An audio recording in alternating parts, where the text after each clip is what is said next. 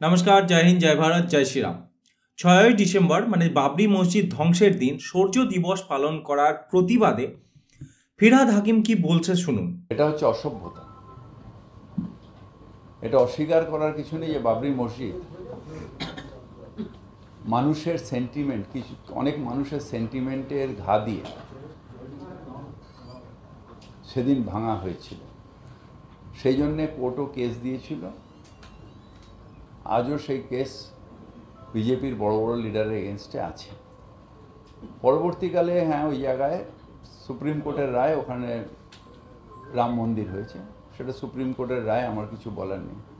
কিন্তু সেই সেন্টিমেন্টের বিরুদ্ধে যদি কেউ শৌর্য দিবস করে, তার মানে তারা অসভ্য, তারা বর্বর, তারা অভদ্র, যে জন্য তারা এগুলো করতে পারে। তো তাহলে বিজেপির সূর্য দিবস পালন করাকে বা হিন্দুদের সূর্য দিবস পালন করাকে বর্বর, অসভ্য বা অমানবিক বলছে এক কথায় ফিরহাদ হাকিম। ঠিক আছে, খুব ভালো করে ভেবে দেখুন। প্রথম কথা হচ্ছে, সূর্য দিবসের দিন বাংলাদেশে যে হিন্দুদের উপর অত্যাচার হচ্ছে এবং চিন্ময় কৃষ্ণ প্রভুর উপরে যেরকমভাবে অন্যায়ভাবে মামলা দায়ের করা হয়েছে এবং অত্যাচার করা হচ্ছে, তার বিরুদ্ধে বিজেপি সহ বিভিন্ন মানে হিন্দু সংগঠন সেদিন প্রোটেস্ট করেছে ওই সূর্য দিবসের নামে। তো তাকে ফিরহাদ হাকিম বলছেন এগুলো অসভ্য, বর্বরতা। ঠিক আছে, মানে হিন্দুদের জমায়েত হওয়া, হিন্দুদের প্রতিবাদ করা, হিন্দুদের মানে এগিয়ে চলাকে এক কথায় তিনি বর্বরতা বলছেন। আচ্ছা, আমি ফিরহাদ হাকিমকে আমি খুব নম্রভাবে, খুব ভদ্রভাবে একটা কথা তার কাছ থেকে জানতে চাই, যে তিনি যখন বলেন যে যারা ইসলাম ধর্মে জন্মায়নি, মানে যারা হিন্দু বা অন্যান্য ধর্মে জন্মেছে, তারা মানে এক কথায় তারা দুর্ভাগ্যবান, মানে তাদের সৌভাগ্যের অধিকারী তারা নয়। তো এই কথাটা যখন বলেছিলেন তখন তিনি বর্বরতার পরিচয় দেননি। তার পার্টির মানে নেতা হুমায়ুন কবির যখন বলে যে 30% হিন্দু আছে মুর্শিদাবাদে, আমরা 70% মুসলিম, হিন্দুদেরকে কেটে গঙ্গার জলে ভাসিয়ে দেব, ভাগীরথীর জলে ভাসিয়ে দেব, তখন ওনার মুখে বা চোখে মুখে বর্বরতা ফুটে ওঠেনি? তখন তিনি দেখতে পাননি যে তার দলের নেতা এরকম কথা বলছেন? এটা বর্বরতার পরিচয়, অসভ্যতার কথা, এগুলো তিনি বলতে পারেন না?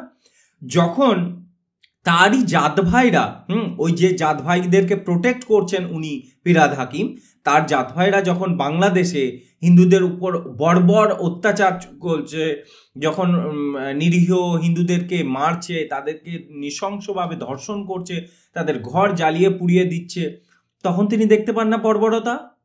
তখন ফুটে ওঠে না যে এগুলো অসভ্য অত্যাচার হচ্ছে হিন্দুদের উপরে?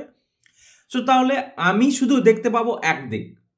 দ্বিতীয় দিক, আমি বা আমার জাত ভাইরা বা আমার সেম একই ধর্মাবলম্বীরা যখন কোনো খারাপ কাজ করবে, তখন কিন্তু আমি চোখে এভাবে হাত দিয়ে দেবো, তখন আমি বর্বরতা দেখতে পাবো না। কিন্তু যখন হিন্দুরা কোনো প্রতিবাদ করবে, তখন আমি দেখতে পাবো যে হ্যাঁ, এটা তো ঠিক হচ্ছে না, এটা তো মুসলিমদের উপরে বা এক বিশেষ সম্প্রদায়ের উপরে বর্বরতা হচ্ছে। সত্যিই কি তাই? দেখুন, আজ অবধি হিন্দুদের হয়ে একটা ইস্যুতেও টিএমসি সোচ্চার হয়নি, হবেও না, আমরা আশাও করি না সেটা। কিন্তু আমি জাস্ট এটা বলতে চাইছি যে সূর্য দিবসের দিনে যদি চিন্ময় কৃষ্ণ প্রভুর হয়ে বা বাংলাদেশি হিন্দুদের হয়ে যদি বিজেপি বা অন্যান্য ধর্মীয় সংগঠন যদি শোভাযাত্রা করছে, তাতে আপনার কি সমস্যা? বাবরি মসজিদ যেটা ধ্বংস হয়েছিল, যেটা বলা হয়েছিল, সেটা আমি বুঝলাম, বাবরি মসজিদ হিন্দুরা ধ্বংস করেছে, কিন্তু হিন্দুরা ধ্বংস করার আগে সেখানে রাম জন্মভূমি ছিল, রাম জন্মভূমির মন্দির ছিল, সেটাকেও তো বাবর ধ্বংস করেছে। তাতে আপনাদের খারাপ লাগে না? এতটুকু খারাপ লাগে না? আপনি বলছেন যে ওখান থেকে মসজিদ ভেঙে দেওয়া হলো, ওই মসজিদ, ওরকম যে হাজার হাজার মন্দির ভেঙে ওখানে মসজিদ বানানো হয়, তখন আপনাদের খারাপ লাগে না? আপনাদের ইসলামিক ইতিহাসের প্রতি আপনাদের ন্যূনতম লজ্জার চোখ, মানে লজ্জা আসে না? লজ্জাবোধ হয় না যে ওই ইসলামিক আক্রমণকারীরা এসে আমাদের মানে ভারতে এসে হাজার হাজার মন্দির ভেঙেছে? আপনি বা আপনাদেরই হয়তো মানে মা বোন মাসিদেরকে জোরপূর্বক ইসলাম ধর্ম গ্রহণ করিয়েছে, তলোয়ার গলায় রেখে হয়তো আপনার বাপ ঠাকুরদাকে ইসলাম গ্রহণ করিয়েছে, সেগুলো বুঝতে পারেন না?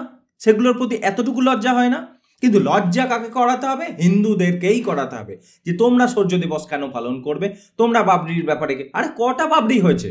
একটাই তো বাবরি হয়েছে নাকি? সেই বাবরি বাবরি বাবরি বাবরি 40,000 যে মানে হিন্দু মন্দির ধ্বংস করে দিয়েছে সে ব্যাপারে কোনো কথা হয় না? লজ্জা লাগে না সেগুলো বলতে, সেগুলো দেখতে? যে আপনার এই ধর্মাবলম্বী কোনো ইসলামিক আক্রান্তা বাইরে থেকে এসে আপনার দেশেই এত হিন্দু মন্দির ধ্বংস করে, এত মানুষের কাতলেআম করে মানে এই জায়গায় পজিশনে পৌঁছে দিয়েছে। বর্বরতার তো মানে চরম সীমায় পৌঁছে গেছে, সেই বর্বরতা চোখে পড়ে না?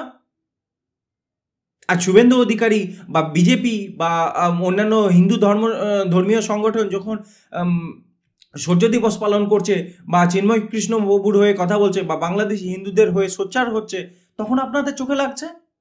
একবারও তো মুখ দিয়ে মানে শুনতে পাইনি যে বাংলাদেশে হিন্দুদের উপর যে অকথ্য অত্যাচার হচ্ছে সেগুলো বর্বর, সেগুলো মানে অসামাজিক, কোনো অসামাজিক প্রাণীরাই এরকম ব্যবহার করতে পারে হিন্দুদের উপর। তখন আপনার মুখ দিয়ে মানে খোলে না, বেরোয় না? লজ্জা লাগে না? আপনি মেয়রের সিটে বসে আছেন, কলকাতা মেয়রের সিটে, যেখানে সুভাষচন্দ্র বসু বসেছিলেন। লজ্জা লাগে না? ওই সিটটার অবমাননা করছেন, একটা কনস্টিটিউশনাল পদে বসে আপনি একটা ধর্মের তরফদারি করছেন। আপনার ব্যক্তিগত মতামত থাকতে পারে, আপনার প্রাইভেট কোনো আইডিওলজি থাকতে পারে, আপনি আপনার ধর্মকে পালন করুন, তাতে কোনো যায় আসে না। কিন্তু আপনি টার্গেট করবেন না। ফালতু ফালতু কেন টার্গেট করছেন আপনি হিন্দুদেরকে, যে এরকম সূর্য দিবসের নামে? এই যে হিন্দুদের উপর এত অত্যাচার হচ্ছে বাংলাদেশে, একবার তো মুখ খুলতে পারেন? মুখ খুলতে পারেন না। উল্টে আপনি কি বলছেন যে বাংলাদেশে ওখানে হিন্দুদের উপর অত্যাচার হচ্ছে, কিন্তু আমরা বাংলাদেশ থেকে আপনার যে মিয়া ভাইরা আসছে তাদের একটারও মানে চিকিৎসা প্রত্যাখ্যান করবে না। আপনি কি বলছেন যে কোথাও চিকিৎসা হোক না হোক, কলকাতাতে আমি চিকিৎসা করতে দেব বাংলাদেশিদের, আমি কি তাদেরকে ফিরিয়ে দেব? লজ্জা হয় না এরকম ব্যাপার কথা শুনে? আমাদের মানে কি বলবো, হিন্দুদের উপর এত অত্যাচার হচ্ছে, আপনি মুখ দিয়ে একটা কথা বলা তো দূরের কথা, আপনি উল্টে তাদেরকে চিকিৎসা ব্যবস্থা প্রদান করছেন। লজ্জা হয় না? যাই হোক, আমি লজ্জার আশা করছিও না, কিন্তু তবুও আপনি যখন বললেন তাই উত্তর দেওয়াটা আমার জরুরি মনে হলো, সেই জন্য আমি উত্তর দিলাম। ভিডিওটা এখানেই শেষ করছি। জয় শ্রীরাম, জয় শ্রীকৃষ্ণ।